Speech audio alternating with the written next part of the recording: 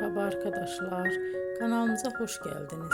Bugün sizler için güzeller güzeli Demet Özdemir, yakışıklı oyuncu Can Yaman'dan güzel paylaşımlar sizler için hazırladık. Onlar Erkenci Kuş dizisinde rol almış ve sevgili olmuştular ve dizi bittikten sonra yollarını ayırmıştılar. Can Yaman İtalya'ya gitmiş, orada yeni dizide rol almıştır. Biz de sizler için onların en romantik karelerini hazırladık.